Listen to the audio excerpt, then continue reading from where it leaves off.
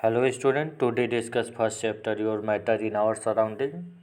ये चैप्टर मैं आप लोगों को एक बार बता चुका हूँ, तो आज मैं आप लोगों को इस चैप्टर को रिवाइज करवा रहा हूँ, मैटर इन आवर सराउंडिंग। तो मैटर इन आवर सराउंडिंग की अगर हम बात करें तो मैटर क्या होता है उसके बारे में देखेंगे।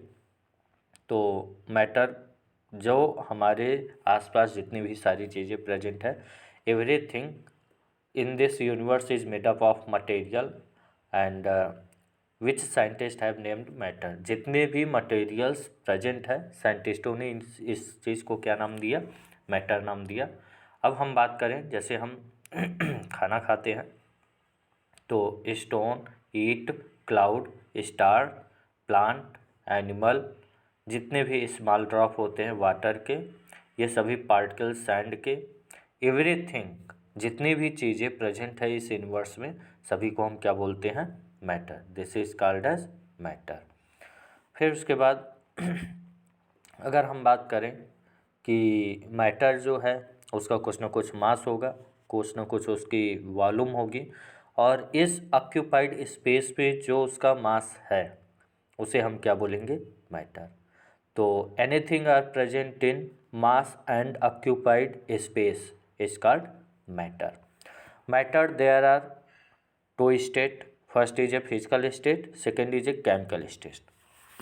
अगर हम बात करें फिजिकल स्टेट की, फिजिकल नेचर ऑफ मैटर की, तो matter is a made up of matter is a made up of, one second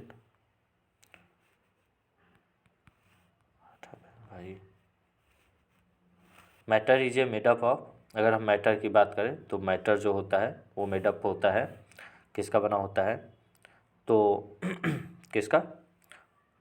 anything are would, जैसे अगर वुड हो गया, सैंड हो गया, जितनी भी चीज़ें प्रेजेंट है सभी चीज़ को हम मैटर बोलते हैं। तो मैंने आप लोगों को बताया है कि फिजिकल स्टेट की बात करेंगे तो फिजिकल स्टेट किसी भी मैटर का वो थ्री टाइप का होता है। First is A solid, second is a liquid and third is a gas. तो सॉलिड, लिक्विड, गैस की अगर हम बात करें तो सॉलिड जो होता है उसका मास, वॉल्यूम, शेप तीनों क्या होते हैं? डेफिनेट होते हैं। और जो आपका लिक्विड होता है उसका मास, वॉल्यूम, शेप, वो मास और वॉल्यूम क्या होता है? डेफिनेट होता है। बट जो उसका शेप होता है वो क्या होता है? इनडेफिनेट होता है। तो जैसे अगर हम बात करें, हम सॉलिड स्टेट की अगर हम बात करें तो सॉलिड स्टेट में क्या है कि हमने क्या बताया कि इसका मास और वॉल्यूम क्या होता है? मास, वॉल्यूम, शेप तीनों डेफिनेट होते हैं। इसका जो फोर्स ऑफ अट्रैक्शन होता है वो भी सबसे ज़्यादा होता है मास में, सॉलिड में।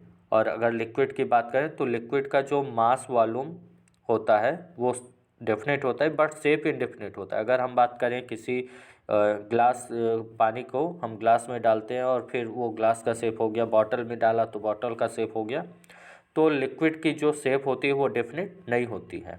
गैस की बात करें तो गैस का जो मास होता है या फिर शेप होता है या फिर वॉल्यूम होता है, तीनों इनडेफिनेट होते हैं। तो यहाँ पर अगर हम बात करें मास, वॉल्यूम, शेप की, तो तीनों गैस के क्या होते हैं? डेफिनेट होते हैं।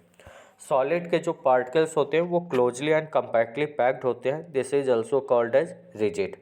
एंड लिक्विड की बात करें तो लिक्विड का जो मास, वॉल्यूम, शेप तीनों क्या होते हैं? मास, वॉल्यूम, शेप जो होते हैं, मास, वॉल्यूम डेफिनेट होता है बट शेप आर इनडेफिनेट होता है, तो this is called as fluid.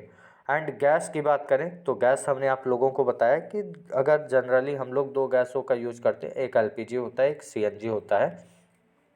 LPG का फुल फॉर्म होता है लिक्विफाइड पेट्रोलियम गैस, सीएनजी का फुल फॉर्म होता है कंप्रेस्ड नेचुरल गैस। तो यहाँ पर जो इसके पार्टिकल्स होते हैं वो ईजिली एंड फास्ट मूवमेंट करते हैं, जिसकी वजह से गैस को हम क्या बोलते हैं? कंप्रेसिबल।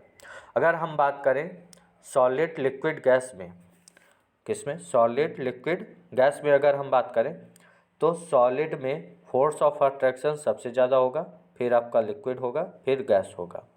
अगर आप सॉलिड को हीट करोगे तो वो लिक्विड कन्वर्ट होगा, लिक्विड को हीट किया तो गैस में कन्वर्ट होगा। अब अगर हमने सॉलिड से डायरेक्ट गैस बनाना है, अगर सॉलिड से डायरेक्ट गैस कन्वर्ट करना है तो this process is called as sublimation. इस प्रोसेस को हम क्या बोलेंगे? सब्लिमेशन। अगर आपको गैस से सॉलिड बनाना है तो this process is called as condensation. तो ये आपकी जो है फिजिकल प्रॉपर्टीज है 3 टाइप के। First is A solid, liquid and gas.